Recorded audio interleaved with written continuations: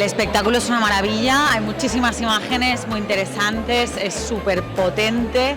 Muy bien hecha y los intérpretes muy buenos. Y la dirección de Maggie Mira, preciosa. A mí me gustaba mucho, ha estado increíble, la verdad.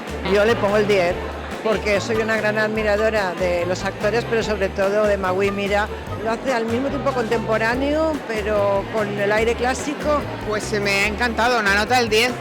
La verdad es que no me esperaba que fuera así, sabía la historia de Salomé, pero no me esperaba que fuera así, me ha encantado. Belén Rueda ha estado estupenda, bueno, todos. Un 9,5, me ha encantado, ha sido brutal. De hecho, es que me ha impresionado cada una de las partes de la actuación y ha sido como muy conmovedor y muy emocionante todo el rato. Espectacular. Belén Rueda es que me encanta. Un 10.